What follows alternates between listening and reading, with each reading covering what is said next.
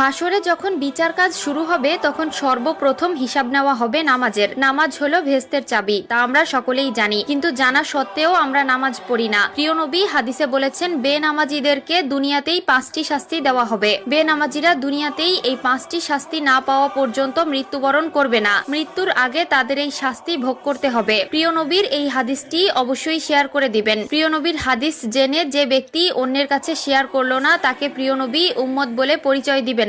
আমরা জানবো এবং অন্যকে জানাবো। এবং আপনি যদি প্রিয় নবীর উম্মত হয়ে থাকেন তাহলে অবশ্যই আলহামদুলিল্লাহ কমেন্ট করবেন। তো চলুন বেশি কথা না বলে শুরু করি আজকের ভিডিও। আজকে আমরা জানবো বেনামাজি ব্যক্তিদের দুনিয়াতে কোন 5টি শাস্তি দেওয়া হবে। বেনামাজি ব্যক্তির সর্বপ্রথম যে শাস্তি হলো সেটি হলো তার কোনো দোয়া কবুল হবে না। সে আল্লাহর কাছে যতই দোয়া করুক না কেন তার কোনো দোয়া আল্লাহর দরবারে কবুল হবে না। 2 নম্বরে যে শাস্তির কথা বলা হয়েছে তা হলো তার নেক কাজের কোনো বদলা দেওয়া হবে না। প্রিয় দর্শক, ধরুন আপনি কিছু পাওয়ার জন্য নেক আমল করলেন, কিন্তু আফসোসের বিষয় আপনি যদি বেনামাজি হয়ে থাকেন আপনার নেক কাজের কোনো ফল আপনি পাবেন না। 3 নম্বরে যে শাস্তির কথা বলা হয়েছে তা হলো চেহারা থেকে নেককারদের নূর উঠে যাবে। প্রিয় দর্শক, জন্মগতভাবেই আল্লাহ তাআলা কালো, সুন্দর, অসুন্দর সকলের চেহারায় একটি মায়াবী নূর দিয়েছেন, কিন্তু নামাজ না পড়ার কারণে তাদের চেহারা থেকে সেই নূর উঠে যায় এবং দেখতে দেখতে একসময় চেহারার অবস্থা ভয়ঙ্কর হয়ে যায়। যার চেহারা থেকে আল্লাহ